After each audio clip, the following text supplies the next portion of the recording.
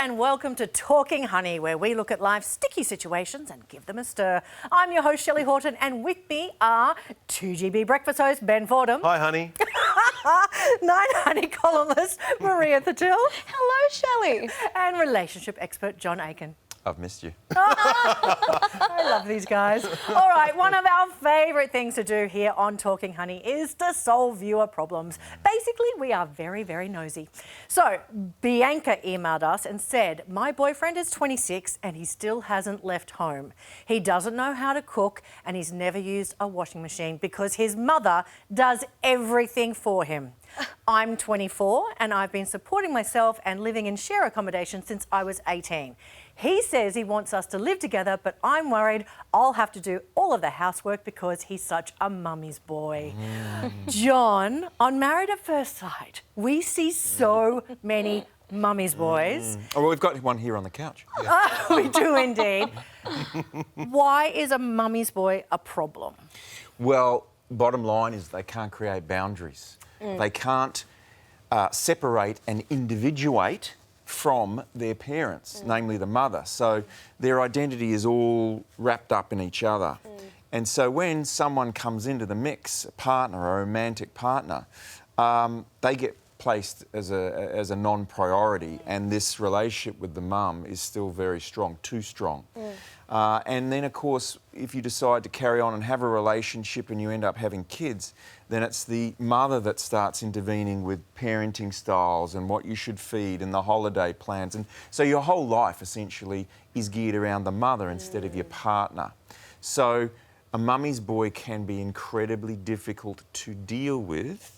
You being an exception, Ben, because you I think we've come to the root of the problem. because you do not get put first in the relationship or the marriage. Ben, as a mummy's boy, do you think your mum has done a bit of a disservice in that she has, not set you up to be self-sufficient? Well, my mum has set me up to be self-sufficient because that's the way we were brought up. But I'm mindful and respectful of the oldest bond in the world, which is between mother and child. And the oldest bond in my life dates back 44 years and 9 months, which is the time that I have been linked to my mum. My mum is a very special person to me. I've got absolute respect for her. I'm lucky because she's a wonderful woman, a smart woman, the smartest person I know.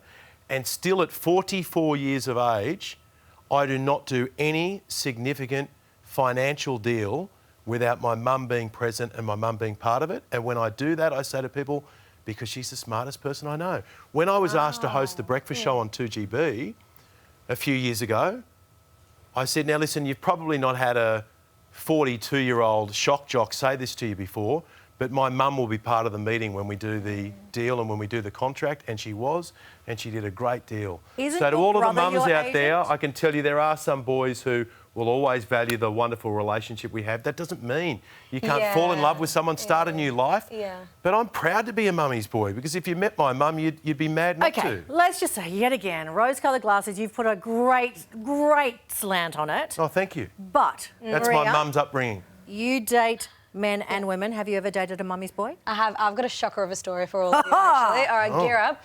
I dated a man once. He was also South Asian, massive mummy's boy, and he ended up saying to me that he didn't think he should date me because his mother advised him not to. Yeah. For the reason that she felt because we're the same ethnic background, he can't learn anything from me and he should be with a white girl, and he wanted to break up.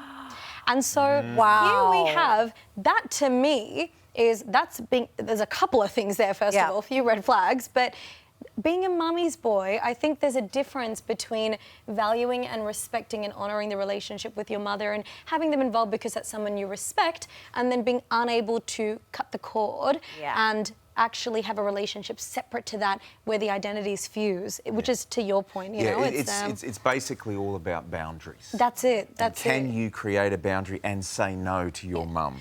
And a number of people cannot do that, and therefore they end up really going out with someone and marrying someone who just says yes all the time to the mum.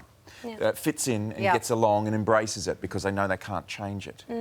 So boundaries and being able to enforce them is the key. So Maria and I have had a chat about this. We're both daddy's girls. Massively. We love our dads. Massively. But that's not seen as negative as a mummy's boy. Why is that, John? Well, I mean, it's funny, yeah, it's the language, isn't it? You know, I mean, a daddy's girl, it doesn't sound to me like you're struggling to create boundaries. You just have a good, close relationship with your dad. Whereas it's like a we're mummy's strong, boy, independent women and we're there's being this raised by sense great of, men. well, you really do struggle with boundaries. You're a bit soft. You can't say no. You get pushed around, which, of course, is not been. But maybe that's right. That is That's the definitely language. Bad Do you know what it language is? around It's the it, language, and it's the. And can I have a different take on that? Actually, Yeah. I actually think with the whole daddy's girl, mummy's boy thing, I think people tend to be more socially disapproving of mummy's boy because daddy's girl kind of implies that it's fitting into that gender role of being subservient to men, whereas mummy's boy, it's kind of emasculating. It's like you're sort of like man up, like, you know, and it's again these silly gender norms and expectations. And I think I would love if I dated a man and ended up in a relationship with one, I would love if he was like you and had that kind of respect for his mother, and I would look to that, but I would want the boundaries. So it's a language thing. I think what you guys want everything, Maria. I think I want it all. She does. I can I have think it you've all. tapped into another example where women are treated with a harsher lens Yes. than That's how men. it is. It's like the age-old thing of me going to the cafe with my 3 kids and Jodie will be at the gym at the time and people walk past, including a lot of women, and they kind of go, oh, look at you, because you're there with your 3 children. What a I'm like, model You're just citizen. being a but hang on parent. a moment, this is, you know, It's like like you're doing your job. I'm here for 45 minutes while Jodie's at the gym, right? But, and I think this is another thing as well, where people kind of go, there's no weirdness about a strong link between a daughter and a dad. No. So But, why I is mean, there between a son and his mum? She's a daddy's girl. Yeah, but that's great. That's no one judges you strangely about that. Yeah. And I think that it comes down to boundaries. You see, the thing with my family as well, we were brought up to stand up for ourselves, to speak our mind clearly, which is why I've never really had too many occasions where I've needed to say to mum, hey, listen, can you just back off a bit? But I have, and it hasn't been in my relationship with Jodie. It's more been occasionally being on my case about something, a work thing or something else, and I'm just like, hey, and I just have a way of just kind of letting mum know, yeah, I've got you. Boys know how to do that. So you've got to get your boundaries right. But equally, I don't like the idea of kind of, you know, the added pressure put on mums when they've already got enough. Yeah. Well, I dated a guy who actually did not know how to iron his own shirts, and he would take them to a dry cleaner because if he didn't What's wrong take it with on that? to his mum. I take mine to a dry cleaner. He wouldn't do it himself. But I think that's something where you need to be taught to be self-sufficient. Can I also, but I personally am not very good at ironing my shirts. Let me just throw something in there. So one of my exes used to do it for me, but there was give and take. So he didn't like, you know, doing dishes. I didn't like to do the ironing. Yeah, It's okay. give and take. So it's, you know, you don't have to be good at everything, but you got to be able to bring something. You Okay, know? John, I want to finish up with you. We've kind of lost track of Bianca somehow in here. What should she do to put in boundaries and put boundaries in place with her boyfriend who wants to move in with her? Does she have to say, you need to learn how to cook, do the washing? What should she do?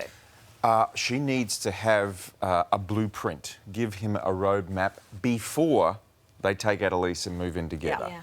So she needs to know exactly what he can and can't do, what together they need to change. And we see this on Married all the time.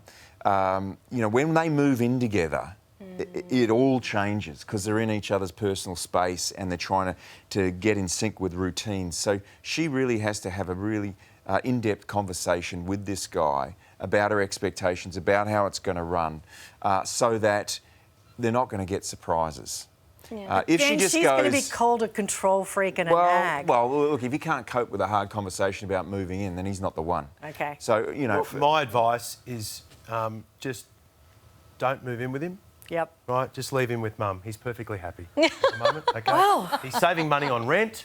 You can still catch up, still fall in love. And when he's you go and do 36, your thing. have the conversation again with him. As an independent young woman, you go and do your thing and leave him at home with his wonderful mum. And everyone lives happily ever after.